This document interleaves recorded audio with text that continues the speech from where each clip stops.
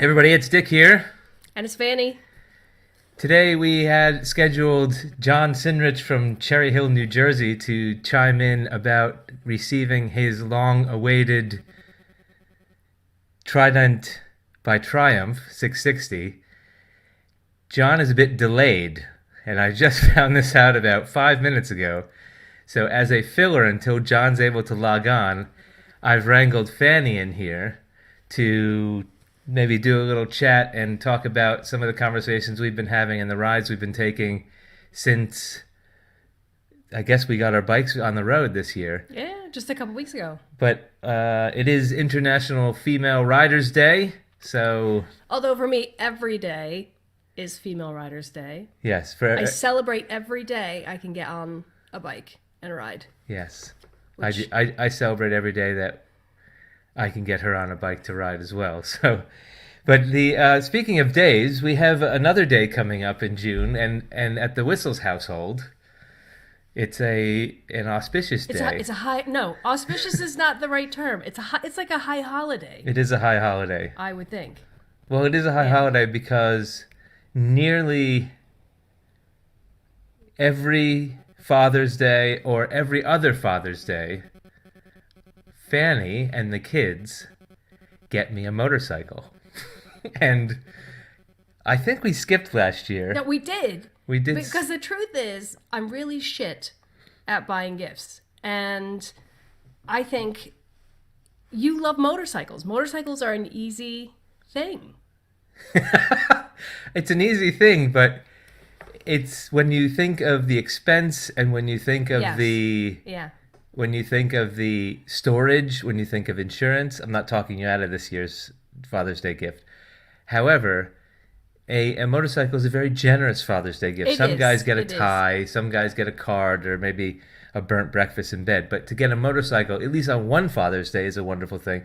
But I come to expect a motorcycle. You do. When Father's Day rolls around. I think the first bike we got on Father's Day, that was just kind of fortuitous, like the way that it happened, because our eldest was born. Yes. And we walked into that dealership and ended up buying the bike. But it was my first Father's Day.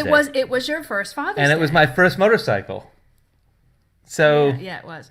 But then but every Father's Day since hasn't been a motorcycle. It's only in more recent history, I would say, that it became, dare I say, an expectation that there would be something with two wheels gifted that day. Yeah. Well, keep typing, because I'm going to let the viewers who are logging on now know that John is delayed by half an hour. Yeah. So we will be talking about the Trident that John finally got, but he's been delayed a little bit, so I've wrangled Fanny in just so those people who are just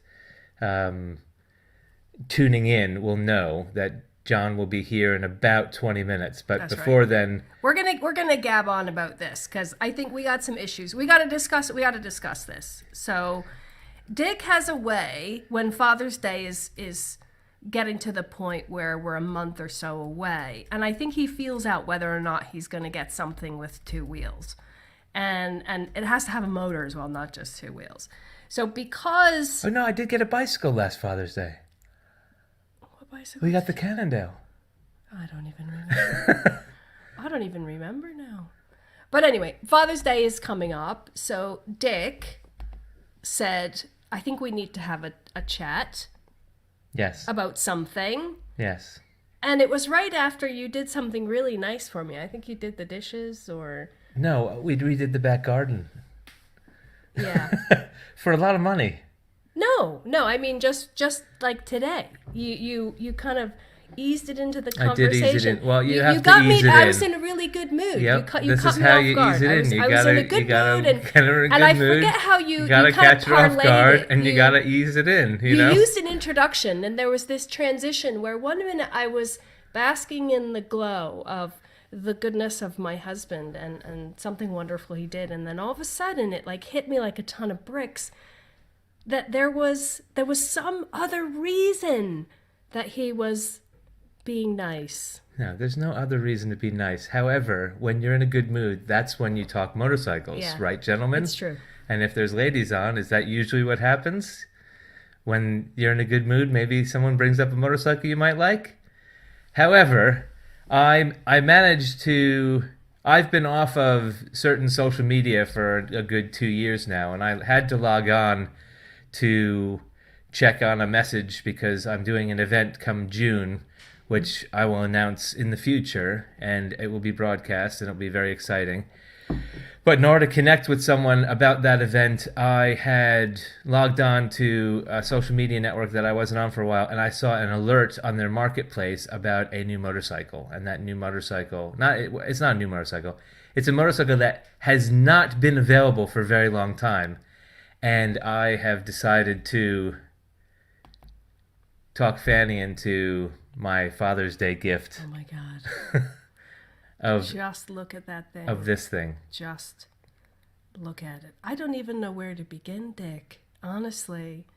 It's all right. First off, let's talk about what this is. So for those people that don't know what bike this is, and then I think maybe you can give a little bit of background to your connection to this bike. Because this is not just a random bike. No. But it actually is a good segue into what we're going to be talking to John about in terms of the Trident. Now, this isn't a Trident, but this is a naked kind of sporty bike that the new Trident will have taken its DNA from. And you can even look at the kind of the rear subframe and the seat hanging over. There are throwbacks to this bike. I would say that the new Trident that is available is closer to this Street Triple from 2001 than in design language than it is to the Trident that was out, the previous Trident, or the last Trident that was out. So if we're talking about the Trident with John in a couple of minutes, then we can look at this Speed Triple, which I... Just look at it. Oh my God! So that was the factory paint. This is factory paint. What is the story behind this paint? Because to me, it's not pink. It looks pink. It is not pink. It looks pink. It looks like something if Katie Price had a motorcycle, it would be that bike. Katie Price? Katy Perry? No, you don't know who Katie Price is. I don't know who Katie Price is. Who's Katie Price? Anybody who's watching from the UK, you know who Katie Price is. Okay. Anyway. For an American reference, I guess. Katy Perry's like bubblegum pop, right? Yeah. Like but she's too young for 2001, I would assume. Who was the guest model who OD'd in the Bahamas? What was her name? Anna Nicole Smith. Everything she had was pink. No, this isn't Anna Nicole Smith. No, I'm just talking the color. Yes. The color so this is very, not pink. Very, very pink. This is laser red. It's not laser red. This is laser red, and any pink. man who like, ever owned this motorcycle in the early 2000s would get into arguments with people at the parking lots where people were making fun of them for having a pink bike, and they would say, no, it's laser red. Well, they're in the wrong. A lot of them would have pink. The owner's manual in the little cubby under the seat. Oh, Lord. So that you could show them that, in fact, the factory paint was called laser red. No, see, that's the problem. You just have to embrace it. That's pink. Most of the people who own this, granted, were women. And not really. The bike is... Oh, my God. And you can find very few unadulterated versions of this bike, because if someone had a laser red version of it, they probably covered that up. They would have sprayed it. So I believe it's been sprayed. Are you saying to me? Are you pitching this to me as a collector's bike? Well, kind of. I mean, there is a collector's element to this bike. Because the color was so horribly atrocious that, like the T-Rex, like the dinosaur, it was wiped off of the earth. Yes, probably Ne'er because... to be seen again. Except in a museum. I think that's where this bike belongs. I would think that if you could find a good example of this, Triumph would want a version of this. in there. Really? I think it's a bastard stepchild. I wonder. Oh my gosh! If anyone watching has been to the Triumph owner's experience, to the factory experience, and have seen this bike in laser red. If anyone has been there, I'd be interested to see if this bike, the 2001 Triumph Speed Triple in laser red, I would be interested to know if this is in the factory experience, because if it's not, I'm going to find a good version of it, and I'm going to see if they want one. Now let me ask, because I wish I had like a little pen I could. I wonder if the cursor would do anything. No, the cursor doesn't do anything. So on this one, and I know this is just an image that you've got for reference off of Google, but so is that the original color of kind of the frame support that's coming down from the fork? It would be like a sprayed aluminum. Yeah, that's the original color. And the big blob of black, that big kind of engine casing. That's all engine. It's all one piece. So this is pretty. This is factory. This is factory. This is a good example of a factory version of a laser red. God,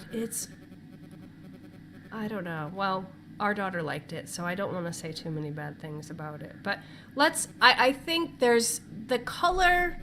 If you can deal with the color. Okay, imagine that in another color. What issue do you take with this bike? I still think that it kind of has the rear end of like a 1990s moped, and it has the front end of,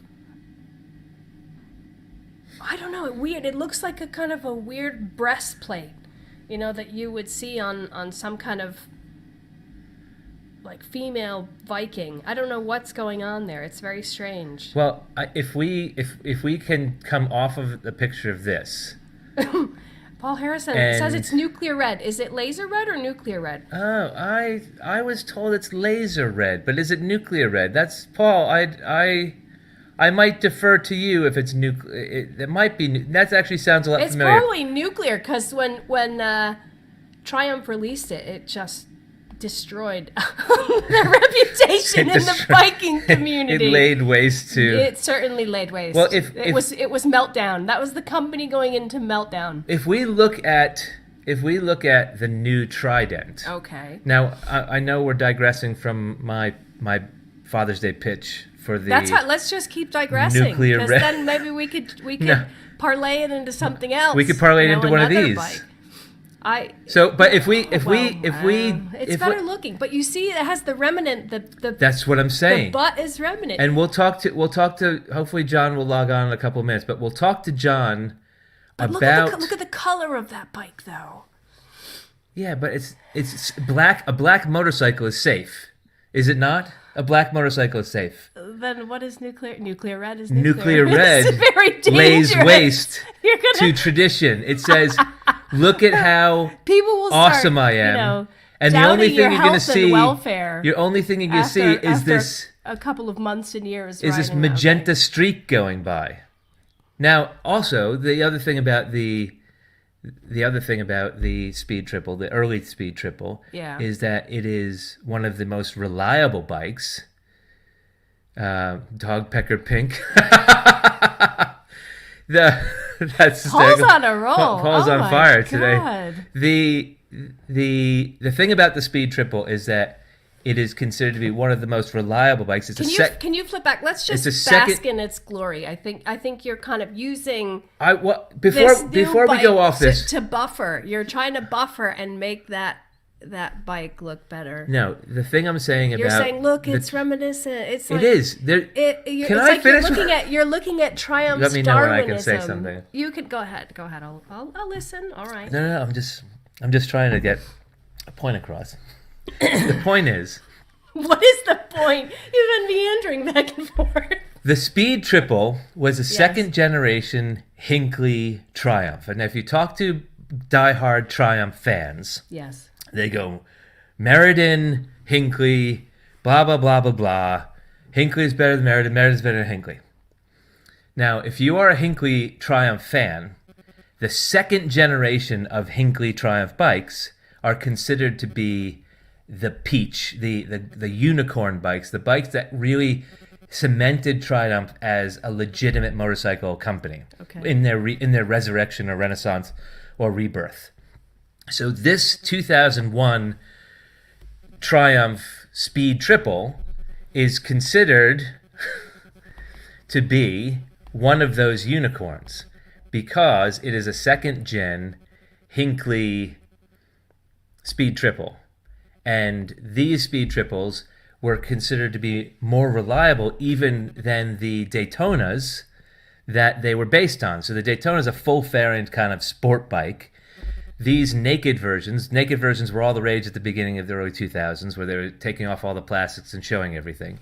Yeah. And they said that these were more thought out because they couldn't just hide the electrics behind fairings, and they had to be a bit more concerned about their technical engineering choices, which lent to some of the design choices, and that these bikes are wonderful bikes even 20 years later. So to look at this bike and then to look at John's Trident, you can see the DNA language. And when we get into it, when we talk to John about it, we're going to see that, and I think John's about my age, if he might be a little younger, and he'll have... John shaking I think John just clicked on and he's shaking his head. Like, no. Okay. No. Well, okay, let me just stop here, because I think I get where you're going. But you could say that pretty much about any line of motorcycles. No, you can't, because when Triumph brought out... The DNA is there. All I'm saying is let's focus on the issue. The issue is, should I consider this as a Father's Day gift 2021? Yes.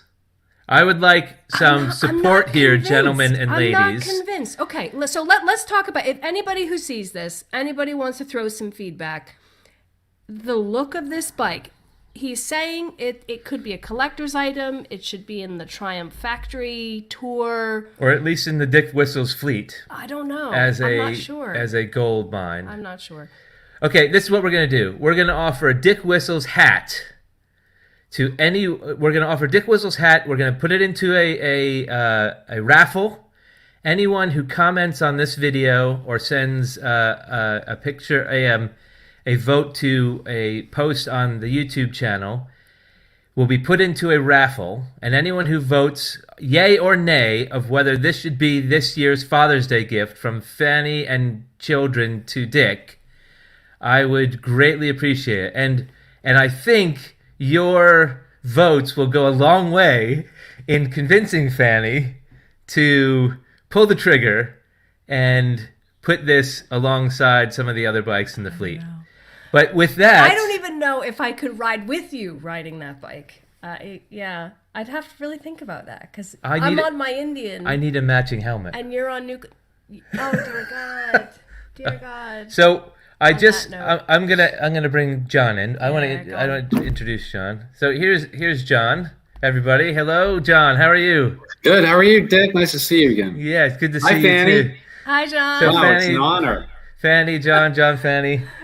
So I appreciate you making time today. I'm sorry if I didn't check my messages. I just went on autopilot and kind of logged on, expected to be here. But I appreciate you coming on and chatting motorcycles. And not a problem.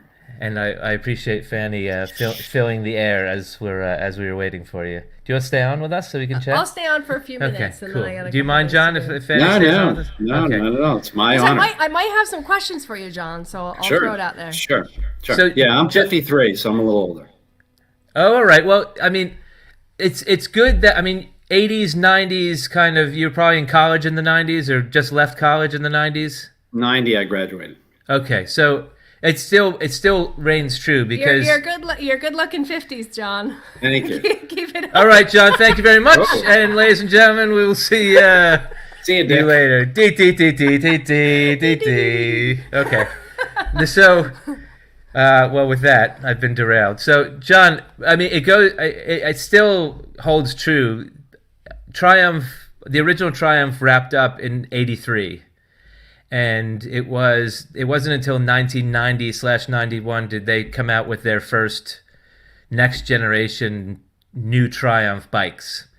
and they were very much rooted. The designers were very much rooted in that 1980s, 1990s, or 1980s, because the first bike was in the 1990s, or the very first year of the 1990s. It was in that DNA. It was in that 80s DNA of motorcycling. Mm-hmm. And they were competing against Japanese bikes. And so when I saw the new Speed Twin, Mm-hmm. I thought this was a combination of the heritage style that they were trying to bring back from the 50s, from the old Triumph, but that their 90s and late 80s design language was eking in. And I think I mentioned that on my review. And then when the Trident came out, I said, bam, this is going to get all of us guys in our 40s and 50s and say, this bike reminds me of those bikes that I was dreaming of having as a young man, late teen, early 20s, and going, I want to get on a motorcycle. This is what motorcycling is. And we were looking at, we were just looking at that Speed Triple, that with that kind of floating subframe and seat. And if we look at your Trident, which is this one, we can see that floating seat, that low down hugger, and when you sat on this bike, did you feel like this was more the kind of bikes we were kind of growing up on, or what we were kind of dreaming about as kids? Yeah, see, I'm coming from a different perspective. I always wanted to ride bikes my whole life, but I was smart enough in my 20s and 30s that I did not have one, because I knew the way that I rode a car was not a good mix for me. That I was not responsible enough and probably too mature to handle the responsibilities of a bike. So I never had one until the year ago when I got that 300, the Honda CB300R. Oh, okay. So you didn't even look when a motorcycle rode by when you were in your 20s. You didn't go like that. There was no mystique. No, I did. No, I did. Okay. Yeah, I think he's saying that's a very mature approach, John. I think, and that's kind of how I felt in my 20s and well, even 30s. Because when you got your bike first, it took a couple years for me to really decide to do something. Because at that point we had a young daughter, and I really felt that. I was just so scared. People called motorcycles donor cycles. I thought if I get on one, I'm gonna get hurt. And it took a long time to get over that. And even to this day, our kids are a bit older, but I still ride with that guilt that, if something happens to me, right. Am I going to leave my kids orphans? Right. And that was part of it. I have twins, and they're both going to be freshmen in college coming up this fall. So there was partly that behind it, that they were young and I needed to be around. But I knew that, I grew up in Boston, and we kind of have heavy lead foot driving habits in Boston. So massholes. Bingo. So I had a few speeding tickets in my 20s. So I knew that I didn't want to be the person that did high speed weaving and lane filtering, and I didn't trust myself, honestly. So I just put it off, and I really never thought I'd get one until they were going to college, and then I said, you know what, this is my time. And as the old proverb said, from what's the movie with Shawshank Redemption, where he says, "Get busy living or get busy dying." And so, hopefully not the dying part, but this is just my time, and I felt I was responsible enough to drive defensively.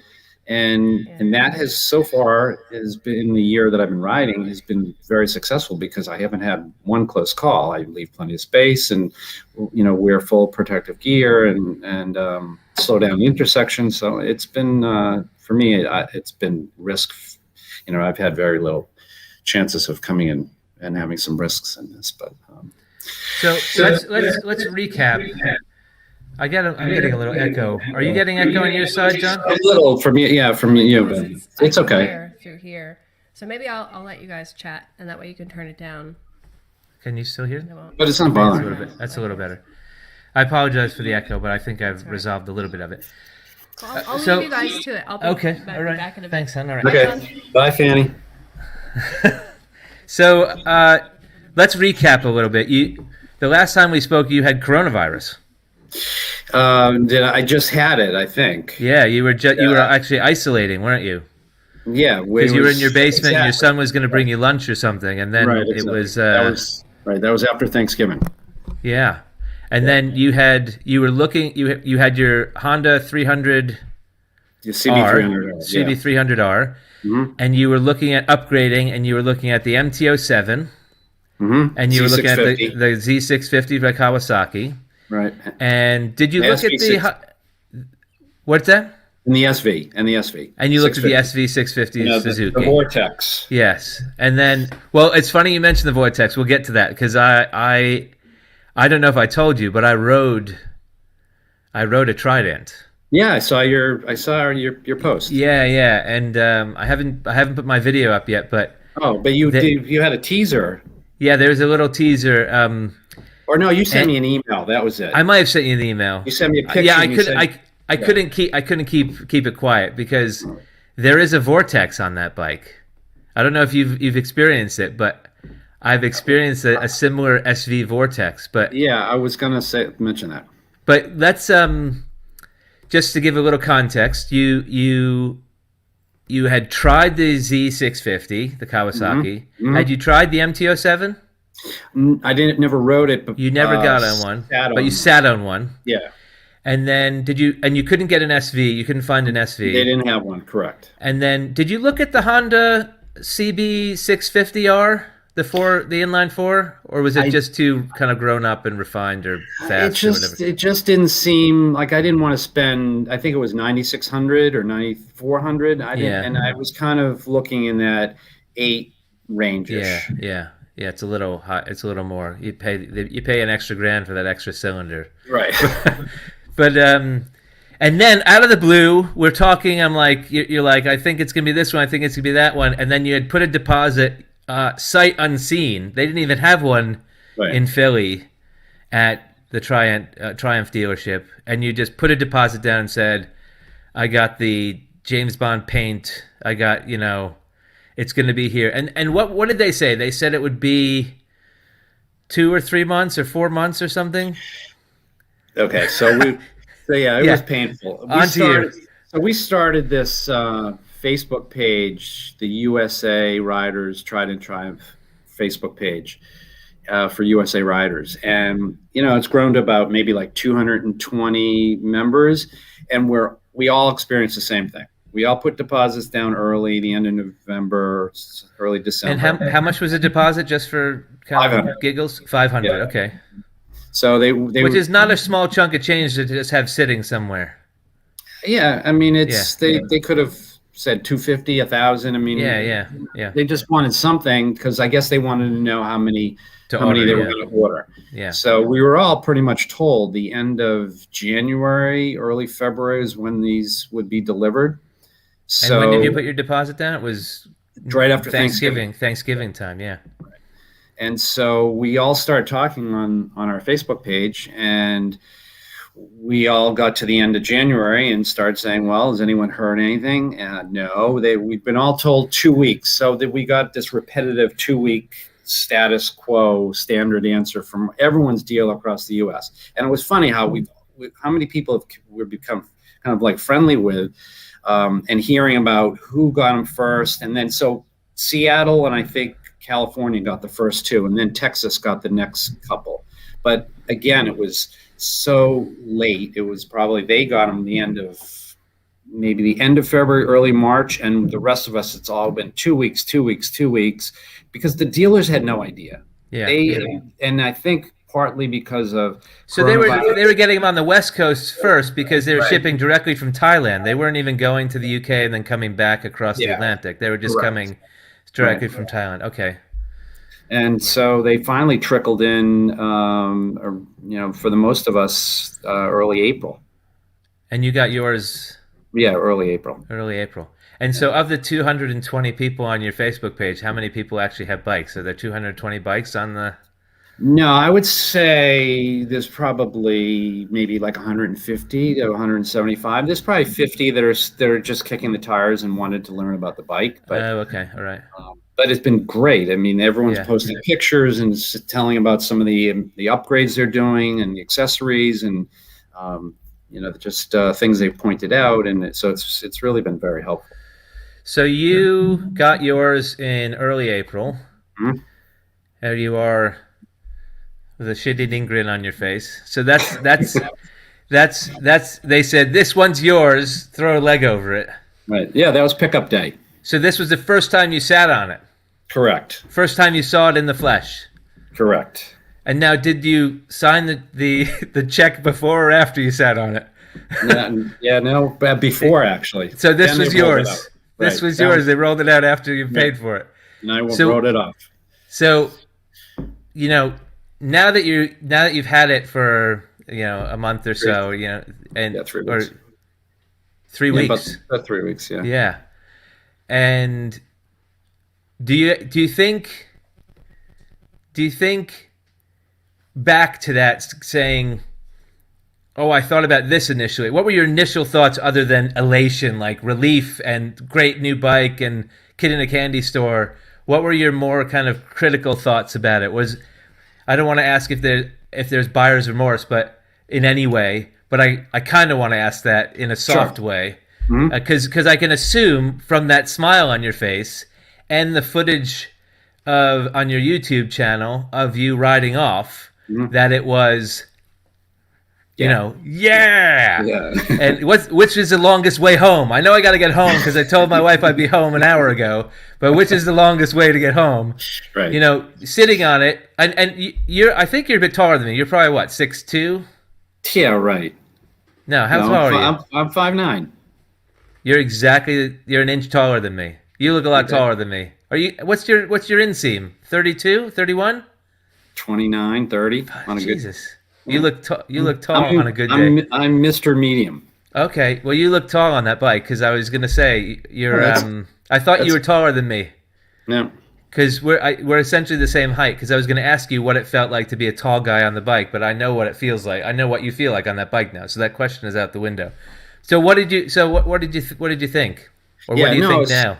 Certainly there was a little trepidation when putting a deposit down on something you've never sat on or seen, and especially the Z650 fit me perfect. It was, the inseam, the grips, the seat, the posture, flat foot, and that's what I was going to get until it was just too tempting with all the things that the features that this added. So I sat on it, and up until people started getting the bikes, everyone from say 5'3" to 5'10" were all worried about their feet and getting them flat-footed and how important it was. And that's a very American thing. That's funny that you say that, because it is. gotta have 2 feet on the ground when you ride a motorcycle for some reason. But yeah. And it didn't bother me whether I did or not, because at red light, you got usually you have your right foot down, so brake, it doesn't matter. But flat foot, no problem. And then I sat on it and I said, boy, this is really comfortable. Like just like that Z650 for me, it's like built for the 5'9" type guy. It is. I have that same sense. This is the. I when I first saw it, I don't know if America got that ghost bike promo where it was like an all white version. They just showed that as the teaser for the bike coming out, and through like December and January they did have this this tour. They had 1 or 2 bikes that went from Maine to New York up to the Midwest, and so it was at the dealerships for about 2 or 3 days. They didn't have one at mine in Philly. They had it at the New York well, they had it at the Pennsylvania one that's 90 minutes away. So I just didn't go out and see it. So they did tour. When I saw it on social media, I had imagined it a certain size. And when I saw it in person for the first time, I was taken aback at how much smaller it was in terms of, and it's a very compact bike and the wheelbase is short. the seat height is short, the length from the seat to the handlebars is short, and so and the tank is a lot smaller because they're always showing that profile shot. Mm-hmm. And when you see the profile shot, you think, oh, it's a round tank, and it's just going to be this kind of bulbous tank, but it really tapers almost like a KTM, like a KTM 390. Mm-hmm. So it's very V-like when you're looking at it down from the cockpit. Right. But when you're looking at it from the side, you think Bonneville. You have this sense of like bulbous Bonneville tank. Mm-hmm. And so it took me a moment to get over the size of it, but also, were you surprised at how much plastic was on it?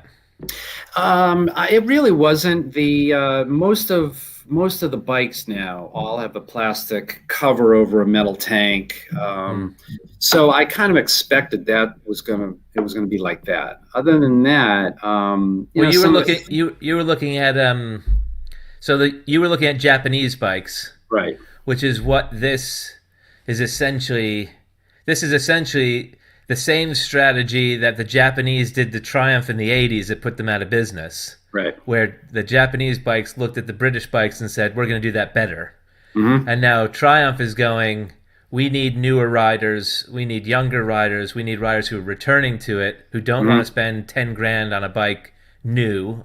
Yeah. We want people in the 7-8 grand range. And we're going to look at the bikes that are on the market in the 7-8 grand, which are the Japanese bikes, and we're going to make a better Japanese bike and kind of turn the tables on them. Exactly. And you being a Japanese bike owner, and you being someone who was about to pull the trigger on a Japanese bike, what brought you over to the Triumph before seeing it? Because I think in the last conversation you mentioned a couple features, and I'll let you kind of go over what made you go make that decision. And then so I'm not surprised that you looking at Japanese bikes saying this is on par plastic wise and kind of quality wise. But talk about quality and talk about what features brought you to the Triumph. Sure. So I definitely am a consumer that looks for quality too. I mean, I wasn't going to just try something like if it was a brand new Kawasaki, I probably wouldn't have taken the chance. Just based on when I then started to do a little digging into the Triumphs and their return, and going to actually go sit on like a street triple, and I could tell that I was almost tempted to look at a street triple and see if there was some way I'd push this up to 10, but because that felt so good, it felt the quality felt good, the finish felt good, and you could tell some plasticky cheaper parts on the Japanese bike. So I knew that that taking the chance on a Triumph, especially the fact that they want to go after the MT-07 Z650 crowd, that they were not going to come out with something that was going to have some flaws or something that were going to let people down. They needed to hit a home run off the bat. Yeah. So it was certainly worth the risk. So, sorry, go on. Yeah, no, I was just saying, when I sat on that the first time, I could tell that everything looked like it was thought out, not, every little piece of it. So you could tell right away it was a much better build quality. Are there any features on the Triumph that the Kawasaki didn't have? Well, certainly both the MT-07 and the Kawi don't have self-canceling turn signals. Yeah. And they don't have the TFT display that it just looks so much more well crafted and quality, and the light in the sun doesn't bother it at all. Yeah. You could tell the displays on the other ones are kind of rectangly, squarish, and they felt a little cheaper. I mean, this is a real quality dashboard. And what about? I mean, did rider modes push you over the edge anymore? Like, it has a rain. The Trident has a rain and road mode. Right. I know the Kawasaki doesn't have.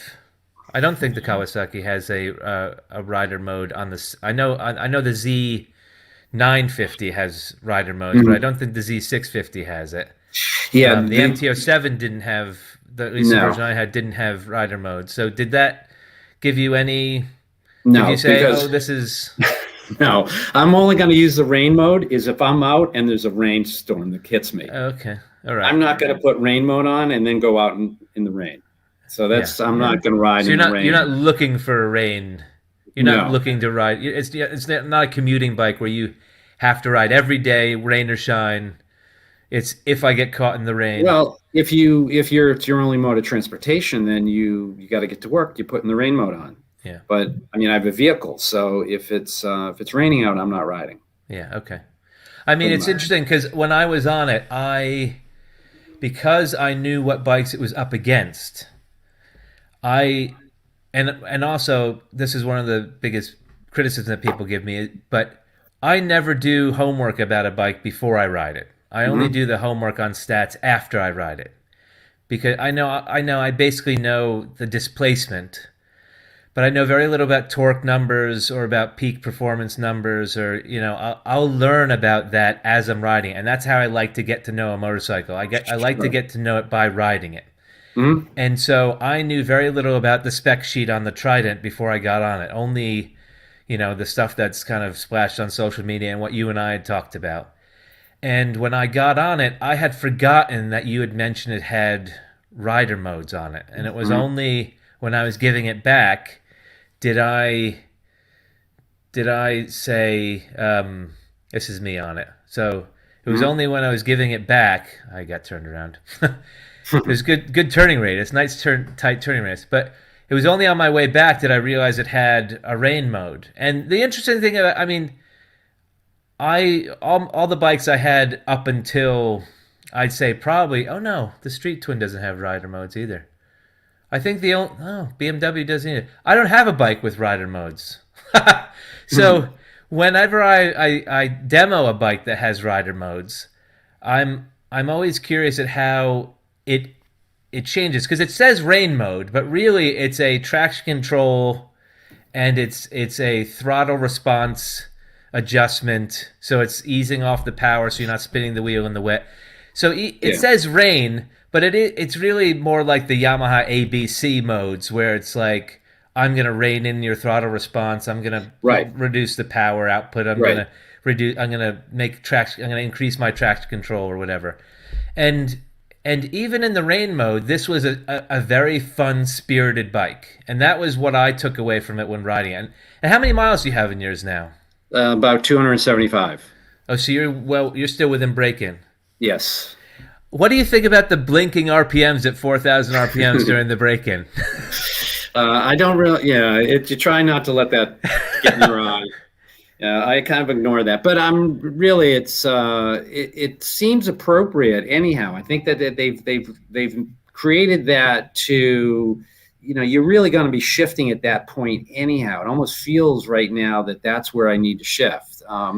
I probably pushed them up to 6,000. If Radar was watching this, because it redlines, I think 10 or 11. It's got a pretty high redline for a Triumph. Not compared to the Speed Triple or the Street Triple, but this is a baby triple, but it does have a high rev counter on it, and you can really get it up there. And a lot of people live about 1,000 or 2,000 off of redline. So to you and I, who probably short shift, we learned to drive stick shift before we learned to ride a motorcycle. So we shift a motorcycle kind of like we would shift a car. Exactly. And we're actually short shifting our motorcycles as opposed to letting the engine find the peak power, because I think the peak power is probably around 8,000 RPM on this. Well, they claim that it's the torque. The torque is delivered all through. It's progressive or whatever they say. Yeah. But probably peak horsepower is probably up near the middle to high end of it. Yeah, but when I get 600 miles, I'm gonna experience cane it. You're gonna cane it. Yeah, well, what I find interesting is that when I took it out, they said, please don't. It's still being broken in. Please don't go over 5,000 RPM. Okay. And it started blinking at 4,000 RPM, and it reminded me of that dismal, what was it? The Husqvarna 401 that had the red light, and I thought it was some factory issue, but it really was telling me I'm still breaking in and stop revving the hell out of me. But you could tell this bike wants to rev. But even at 5,000 RPM, I was most of the time in sixth gear. Yeah. Going about 60 miles an hour mm-hmm. at 5,000 RPM. And this thing had so much more. You could tell it had so much more mm-hmm. past that. Mm-hmm. And it was this lovely little.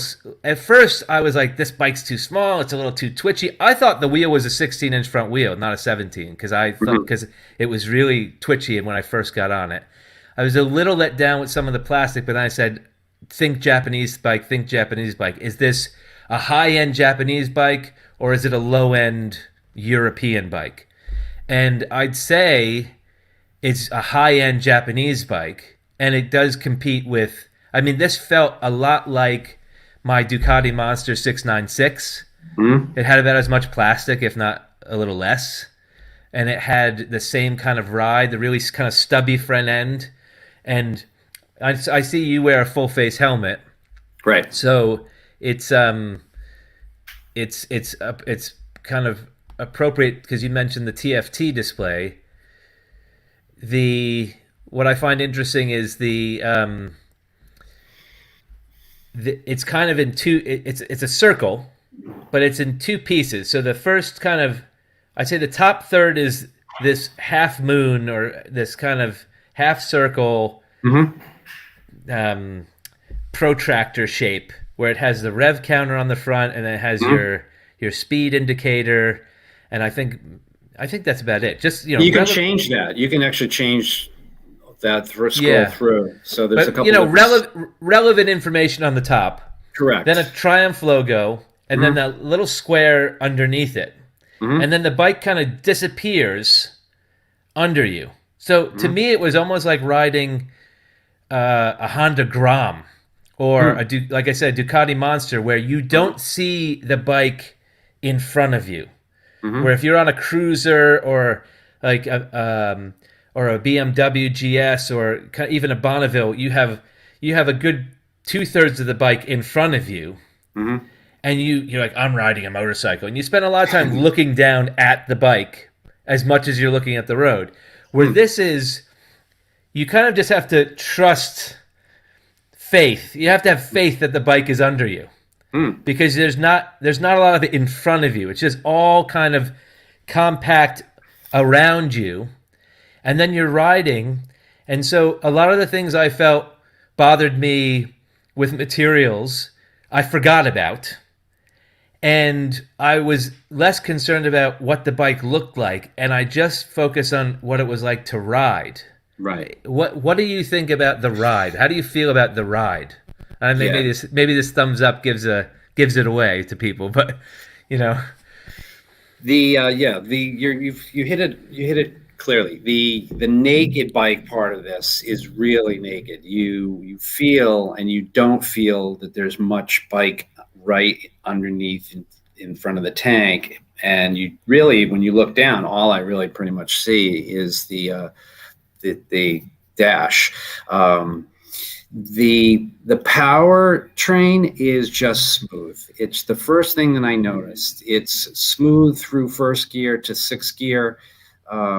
Everything felt like it was developed, and the power goes through just exactly the way I want it. And it was the bike that I'm glad, if they asked me how they wanted to design it, that it would deliver that kind of consistent power that I wanted. I didn't want something in the 900cc range. I wanted something that was going to just be this solid machine that would give me, an amazing commuter ride. And they did it. They did it. I think this bike punches above its weight, though. Like you said, you didn't want a 900. This thing can outperform, I think, a number of 900s in my head. Oh, when I ring this, you can tell it's there. When I shift at 5,000, I know that 6 to 9, when I let this thing go, it's gonna fit, it's gonna move. Yeah, and it's light. It's it's probably the lightest Triumph I've ever ridden. I mean, I haven't ridden a Daytona, but or one of their sport bikes, but it's one of the lightest Triumphs, one of the lightest bikes I've ridden in a very long time. And that combined with the low seat height makes you feel like Street Hawk. You know, remember Street Hawk from the 80s where it was like you crime fighter motorcycle guy? Yeah. And like this is a bike where if you wanted to put your foot down and do like a 180 turn and head off in the other direction and fight the bad guys, this would be the bike you would get on. You know, this is like a Mission Impossible bike. And the combination of the engine and that transmission. Now, you know, it remains to be seen by owners like yourself about long-term reliability and whether or not that shifting kind of loosens up, or if there's any issues that, you know, knock on wood, that it doesn't happen. But if this can remain the way it feels out of the box, if this is how the bike rides before being broken in, like, you know, factory fresh shavings coming off in the oil bike, when this thing is broken in, I very rarely gush about things, and I'm probably giving away my verdict on my other video that I'll do on my own ride. But I don't know about you, but I was very taken with this bike. And even, you know, sometimes you get on a bike and you're like, oh, the first thing I'm going to do is change this exhaust. You know, the first thing I'm going to do is change these handlebars. I noticed you went with the bar end mirrors, and I know exactly why. Because if we look at this dismal thing, those were the worst. That's probably the only drawback I found to this bike are those god awful stock. Why they just didn't put round Mickey Mouse ones on, and they tried to make this stupid Matrix. But that's the 90s DNA that we're talking about.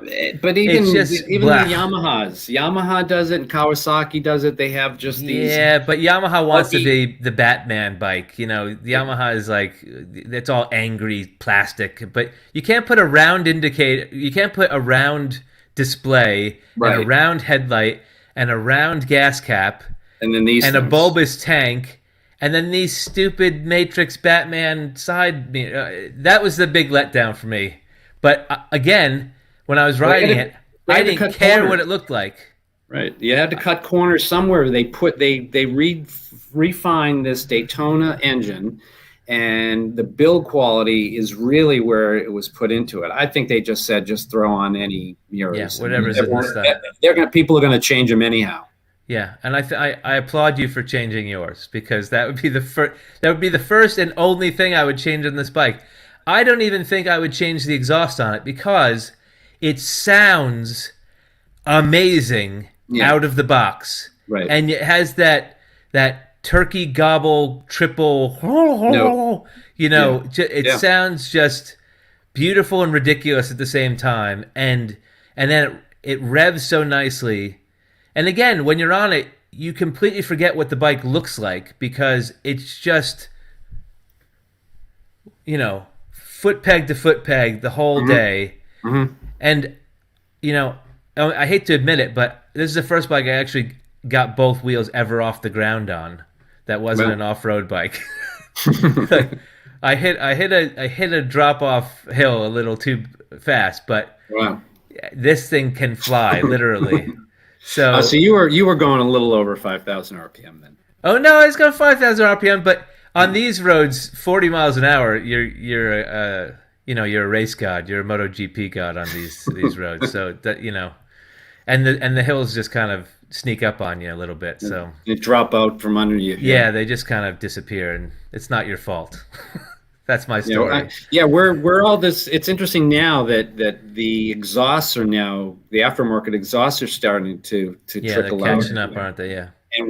And people are reviewing these, and everyone has said so far that no one really likes that. If it comes out and it's not this, they design this to be low profile, hidden, and it's seamless into, this doesn't protrude past the foot peg. And so, most of the aftermarkets, the Yoshimura, that you get this big can that comes out by the rear tire, and that would ruin the look of this, in my opinion.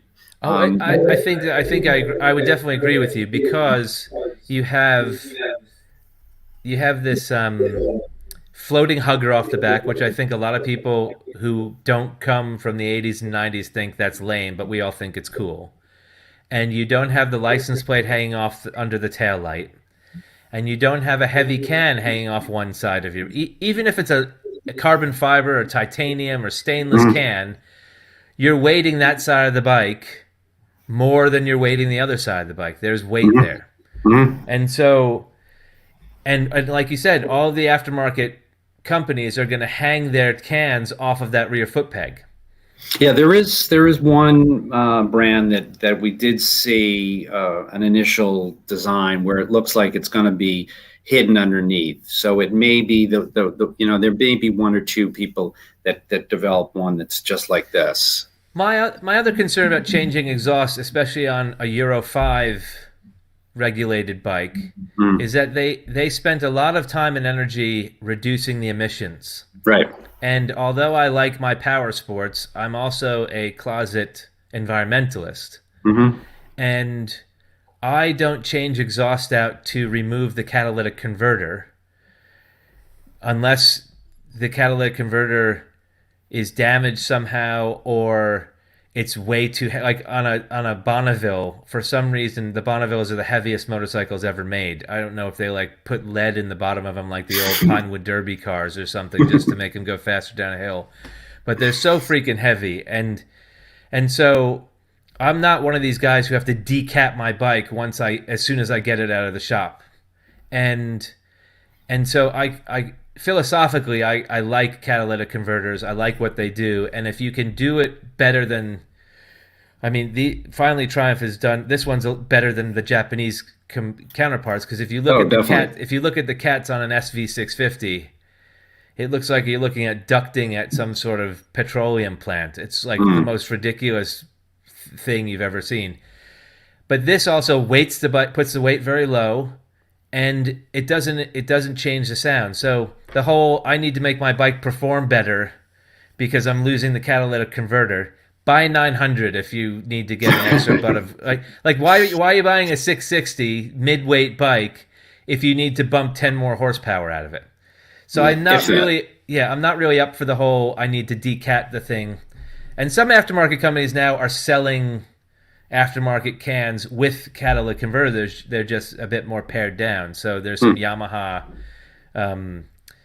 aftermarket parts that are, because the cat's now on the front of most of the like on the down pipes out of the header pipes, which is quite ridiculous. But I'm going off on my own hate of exhaust and aftermarket exhaust situation. But on this one, I think they've done a great job, one, keeping it hidden and keeping that floating tail, because again, that if you get rid of that uninterrupted gap, then you're kind of undermining the whole point of the design choices that the guys at Triumph have done. Exactly. Yeah, people are actually now doing the under seat license plate. They've moved it up. They want to remove. We've already seen pictures of people removing that tail fender. And I think this is the when you have a bare wheel, to me that says Japanese. People want to get rid of that big tail that comes off the seat, and they want a small tail fender with just the plate and the indicators. Yep. But this to me is a retro look, something from the 40s or 50s, where you'd have an old fender off the back like that. Yeah. Well, the thing is too is if you ever ride behind someone in the rain who doesn't have a proper fender on their rear bike, if everyone who's put a tail tidy on, you can watch some of the videos of Shakedown and I in Scotland. I stupidly put a tail tidy on the street cup before the winter trip. I don't know why. I don't know why I didn't wait for the summer. but the whole time it was raining and snowing, and I had a rooster tail shooting off the back. It was like an old Sea-Doo from the 80s. Yeah, and it's just this line of rain going straight up in the air, shooting in Shakedown's face, and the rest of it was coming up onto my back. So, the low hugger cleans up the tail end, and it saves you from road rash and a stupid rooster tail. Because I don't care how good it looks parked up with at the gas station with all the other bikes. When you have to ride it home in the rain and you're shooting a rooster tail off the top of it, you look like a schmuck. That's what it comes down to. So it's just a little. I like the hugger look, and I remember when we first saw the BMWs in like 96, 97 that had a low hugger. Everyone was like, how do I get a hugger for my Yamaha? So it was this. It's interesting that Triumph has gone that way, and I like it. I mean, this is, but maybe it talks to my age again. Growing up in the 80s and the 90s and having plasticky bikes with floating seats and little huggers and stuff. So, do you have any rides planned, or have you found any good roads? Fanny was asking me if you had any dream roads. Is there anything that you've have you gone up along the Delaware at all into New Hope and past Lambertville and up to Frenchtown and stuff? Yeah, that's definitely in the horizon. I haven't yet because I basically I'm still in the break-in period, so I'm not really pushing it right now. So I have a couple friends, Paul and Brian, that they're Triumph riders, and they kind of recruited me to have this South Jersey Triumph riders group. So it's the three of us that are riding. So we're doing some rides around here. But I'm actually planning, and I'm thinking of taking this to Boston. So this will be, so I have a family, my great niece's birthday in about 3 weeks. So I did purchase a windscreen. Interesting. And after we didn't talk about the Vortex. No, not yet. Right. So so I'm thinking if I'm doing a 300-mile ride, and it's mostly highway riding, if you go up the Garden State Parkway and through. Why would you go that way though? Well, I mean, I could go. I might go to Merritt and then have a little more fun that way. You should go through the Catskills and make it longer, then come out through the Berkshires and go across Mass. Yeah, that'll be 500 miles. Yeah. But that'll be my longest ride, and so if I'm going to do that kind of distance, I want to get this. I'm going to put this windscreen on and really see if it's going to make a difference. I mean, it clearly should. But that's my plan, is to take. Have you been on the highway at all with it? Yes, I have. And what's it? Because I haven't been. I wasn't able to get on a highway because the highway was so many miles away that by the time I had to bring the bike back, I couldn't justify getting to a highway. So what's it like? Because I got a couple bits of crosswind, and I was reminded of how light the bike was only when I got hit by the crosswind. I was surprised at how that display and the stubby tank deflected the wind right to my forehead, and on my full face helmet went right over my forehead, right over my shoulders, because you're not leaning too far forward. But I wasn't getting any wind to my chest, so I wasn't fatigued at all riding on it, even at high speeds, like 60, 70 miles an hour. And like I said, only a couple of big gusts of crosswind. So what was it like on the highway? Because, you probably went 95? Were you on 95 at all? Or I was actually on 295 in South Jersey. Yeah. It was kind of parallels 95. Yeah. So there's definitely somewhat of that. So this vortex that it's not as predominant. I think I did pick up on it more on the Z650, but I didn't have the hit in the chest as much as I thought. Now I was going 65, 70. I did get some wind gusts that I could feel that were kind of pushing me a little.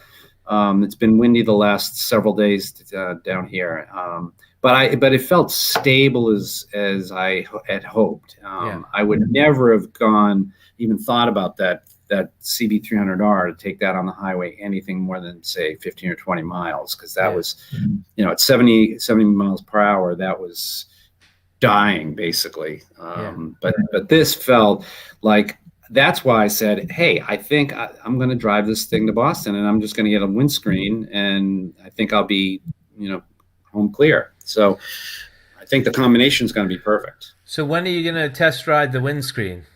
You're not going to put it on and go and trust it. Correct. Yeah. So I think I ordered it from the UK. It's where it was made. So it's in transit. So hopefully maybe the end of next week on FedEx, and then I'll throw it on, and then I'll go up the turnpike and maybe go 30. Hopefully got out of the country, because nothing's getting in or out of this country. Brexit and Corona has made. It says I got the FedEx tracking, so good. It's FedEx. Yeah, they're American. They'll get everything to you.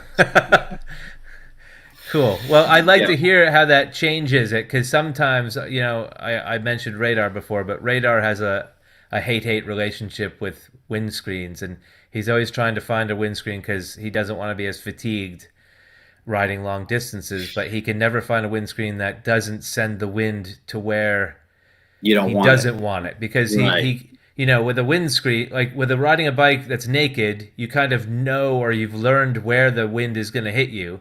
Right. And then when that changes and deflects, it doesn't translate when you're hoping that it's improved it. It just kind of changed it. And maybe that's even more fatiguing. So I'd be interested to hear what you think about it. Yeah, I'm definitely only gonna put this on if I'm gonna take long highway driving. I just want to have it available. So I kind of got it for this trip.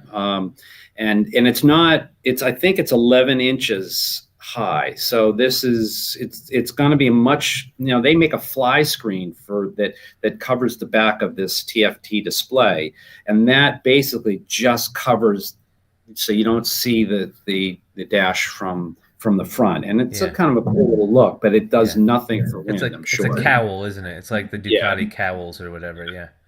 So this is this is a bit higher. So this is so it's 11 inches. This should come up, at least even with my bar and mirrors. I'm thinking that it's gonna definitely work. So okay, I'd be interested in seeing a picture of that too, because I'm afraid it might look stupid. Well, that's the way. Well, again, I'm only gonna have it on during my. You'll carry the Allen key in your pocket, so when you park at the place, it's quickly turn it on, put it in the bag. Right. No, yeah. For highway, I'll be able to put I think the brackets are, everything can go on and off easily. Yeah. So cool. Well, I'd be interested to hear how that works, because I'm always interested in, because I always ride inappropriate bikes long distances. Like 300 miles, 350 miles that's a touring day. If you were going to go on a tour, that's a good day. 300 miles, especially, and if you're doing 300 miles on the highway, that's a slog. So, it's which is why, if you can find an interesting road in between, I'd be interested to see how tired you are. I know. I'm worried about it. Bring your video camera, because it would make for great content for your channel. Yeah. Because I think it's I think a lot of people who want to buy is a one bike household, or a one bike person, two bikes with a partners, whether it be man, woman, woman. But if you're a one bike person, you kind of want your bike to do double duty and pull different work at different times. And you buy a bike because it's fun, and then you're like, oh crap, I want to go on a tour with these. Fanny and I just saw a line of guys on the road, and the guy leading was on a factory custom Triumph Daytona carbon sport bike with bags. Wow. And he was hating life. Yeah. And this little tiny front wheel was just doing that the whole way. So it was but he wanted to go on a tour with his buddies, and that was his bike. So I'm always interested in how these bikes handle on long distances. So, persevere for the rest of us, because we're curious to see how it goes. Yeah, it's going to be interesting. I'm trying to. I certainly am not going to do 300 miles straight. Maybe I'll do 100 and then take a break, or I've never gone even close to that distance. Yeah. So. Well, definitely take breaks and plan your route and see if what's interesting, so you can get off and walk around and throw a pair of sneakers in your bag so you can take your feet out of your boots and stuff like that. But yeah, my 5-hour trip to Boston will end up being 8, I'm sure. Yeah, and just go in saying this is a full day of riding, and then go the day before, Yeah. so you're not asleep at the birthday party. Uncle John's a son of a bitch. He came this whole day. Everyone's talking about all the guys are outside looking at his bike, and he's asleep, and no one's singing happy birthday. So it'll be a memorable party nonetheless. Sure. Well, plus, I have to get back the next day because that Sunday is the gentleman's ride. And so they're having one down here in South Jersey, for mental awareness and prostate, awareness. So, and they're letting you ride a brand new Trident to the gentleman's ride. You must have some lenient marshals over there in South Jersey. Well, I'm gonna have a bow tie and a vest and a cap. We got scolded in London a couple years ago for not having appropriate bikes, but I think it's okay. Yeah, I think anyone who's raising money for that kind of awareness, I don't care if you show up on a brand new, Ninja. Ducati, Ninja. Show up on a Ninja with a pocket full of cash for a charity. Come on in. Yeah, exactly.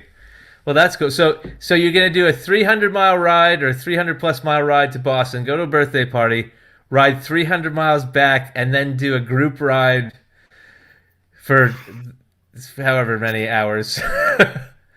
Yeah. Have lots of batteries and SD cards because that would be epic. Yeah. Well, the more I think about it, I think I'm taking my vehicle, but I'm gonna. I don't want to dissuade you. Don't let me dissuade you. No, I'm on the fence anyhow. But the only way I can do it is with this windscreen, so I had to start with that. Yeah.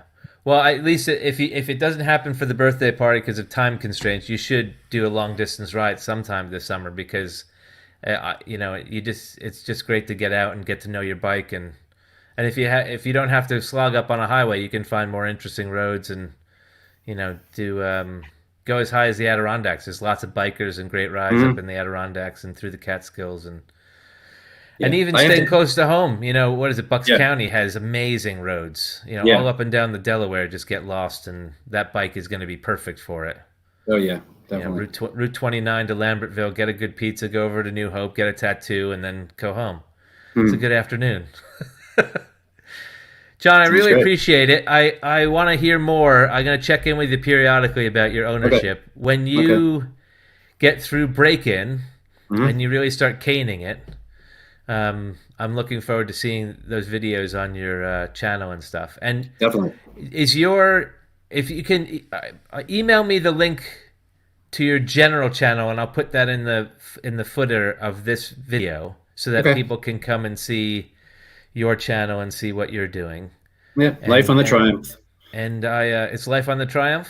Well, that's my Life on the Trident. Yeah, that's all. I mean, it's not the name of it. It's just Jonathan Sinrich. But okay. Well, I'll put a link up so people can direct to you and see, and if they want to reach out to you about your experience directly, they'll be able to do that. Great. And I'll be watching. And if you do any modifications, please let me know, because other than tell us about how the windscreen goes and long distance rides. And if definitely. I may be over in the States in August. Cool. And I found out that the FZ6 survived the fire in the barn. Okay. So it's now roadworthy and inspected and insured. It looks like it's been in a fire, but it's safe. So it's now dubbed the Phoenix. And if we can maybe hook up for a ride, that would be cool. Absolutely. Okay. Yeah. Yeah. If you're gonna be in Jersey or New York, I'll come meet you. Cool. Excellent. Well, John, I really appreciate it. I wish you all the continued luck with your bike and your good health. I'm glad to see you got over Corona. Did you get jabbed at all? Are you guys getting jabbed? Yeah, I have been. You have been. Good. Yeah. Oh, yeah. Yep. Yep. Yeah, as a follow up. So I got double. I got the virus and I got the shot. So I'm us good. Too. Us too. Yeah. Cool. Well, I'm glad to see that things are going well and that you have continued good health, and good luck with your bike, and enjoy the South Jersey Trident riders or Triumph riders and the USA Trident riders, and keep in touch. I really appreciate your time today. And if it's sunny there, get out. It's still early enough to get out on for a ride. So, I got my pants on. Oh, good. I'll let you go then. Okay. Thanks so much, John. Thanks, Dick. All right. Signing off.